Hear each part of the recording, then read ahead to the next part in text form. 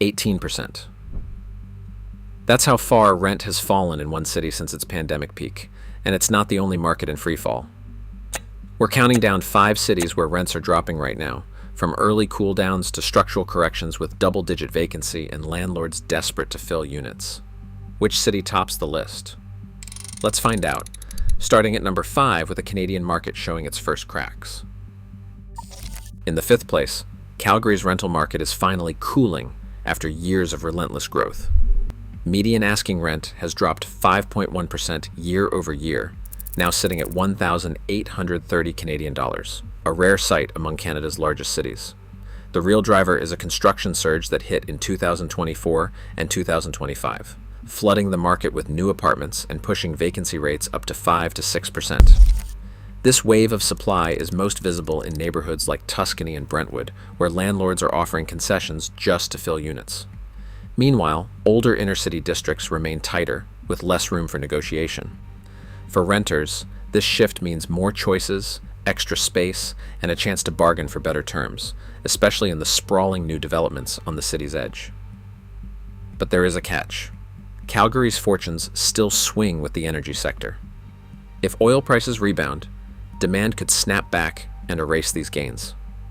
For now, families and remote workers willing to brave Alberta winters are pocketing up to 1,000 Canadian dollars in monthly savings compared to just 2 years ago. Calgary's relief is real, but it is a window that could close quickly if the economy turns.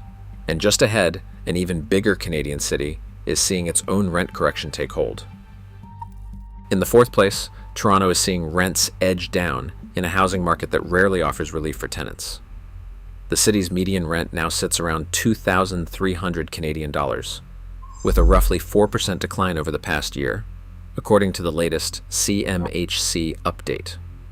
This shift is most visible downtown, where a flood of new condo completions has outpaced demand and left high-rise towers with more empty units than at any point since the last boom. East York is also feeling the pressure as a wave of mid-rise buildings opens up more options for renters, giving tenants a rare chance to negotiate on price or amenities. The cooling is tied to 2 forces, a steady pipeline of new units and a noticeable slowdown in immigration after years of record inflows. For students and young professionals, this means the chance to secure apartments for $200 to $300 less per month than just a year ago, especially in buildings eager to fill up.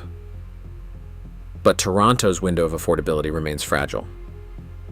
Any uptick in population growth or a shift in housing policy could quickly reverse the trend.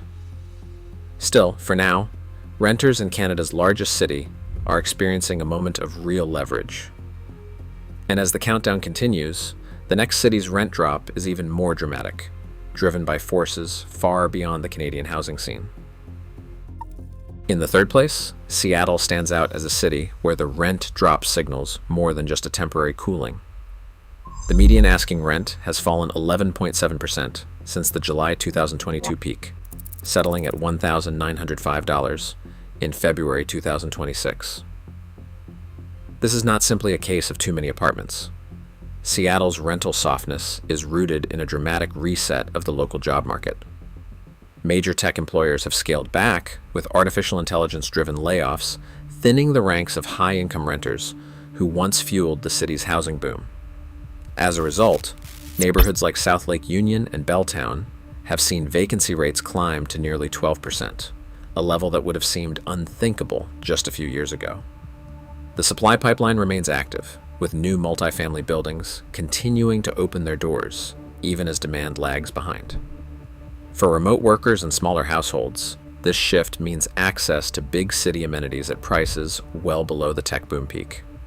Capitol Hill and West Seattle now offer monthly savings of around $250 compared to 2022, and landlords are increasingly willing to negotiate on lease terms. The durability of Seattle's rent decline looks strong, with the tech sector's hiring freeze stretching beyond a single quarter and no immediate rebound in sight. For renters, this creates a rare window to secure better deals in a city that once felt untouchable, but the biggest rent plunge of the year is still ahead, where Texas delivers a market correction on a whole new scale. In the 2nd place, San Antonio delivers a striking case of rent relief that stands out even among the hardest hit U.S. markets. Since its peak in December 2022, the city's median rent has fallen a remarkable 12.6%, landing at $1,361 in February 2026. The decline is not just a one-off dip. Rents are still sliding, with a 1.72% year-over-year drop, showing that the trend remains active. The story here is shaped by the ebb and flow of military life. Redeployments at Joint Base San Antonio have shifted thousands of service members out of the metro, leaving a noticeable dent in local housing demand. Meanwhile, a steady but modest pipeline of new apartments has kept supply just ahead of the curve, adding extra pressure on landlords to compete for tenants. Some neighborhoods feel the softness more than others. Alamo Heights and Stone Oak have become hotspots for concessions, where landlords are offering months of free rent or flexible lease terms to fill empty units. In contrast, the Riverwalk core, with its steady stream of tourists and short-term rentals, remains tighter, keeping prices more resilient. For students at UT San Antonio and military families, this means real leverage, access to lower rents and better deals in areas that were once out of reach. But there is a catch. San Antonio's rental fortunes are closely tied to federal defense budgets and base activity. A single policy shift in Washington could send demand surging back, snapping the window of affordability shut. For now, though, the city stands as one of the few places where renters can count on sustained relief, and the savings are tangible, with $250 to $300 a month back in the pocket compared to just a few years ago.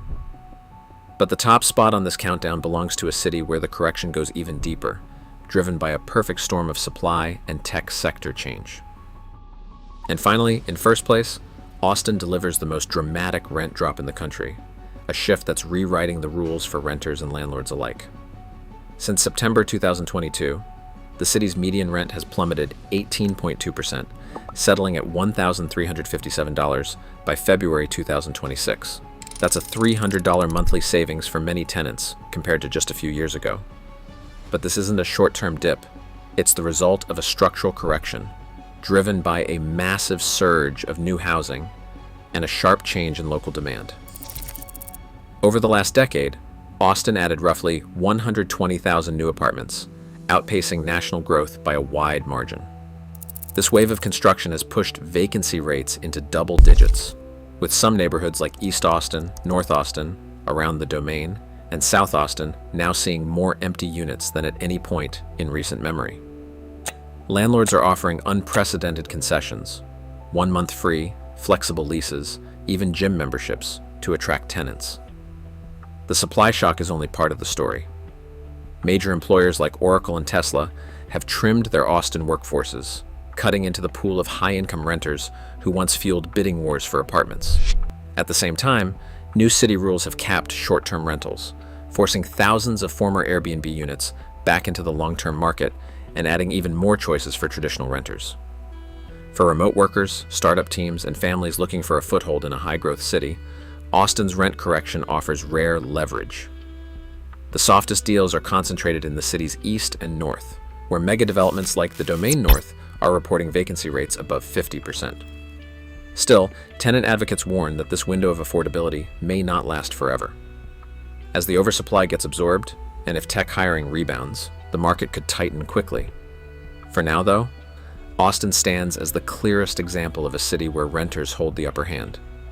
A perfect storm of new supply, shifting demand, and policy change that has made the city's housing suddenly, and perhaps temporarily, accessible again. Across all 5 cities, one pattern stands out. When supply surges and economic winds shift, rent relief follows. For renters, that means more choices and bargaining power today. In a world fixated on rising costs, these falling rents prove affordability isn't lost, it's just moved. Where will opportunity land next?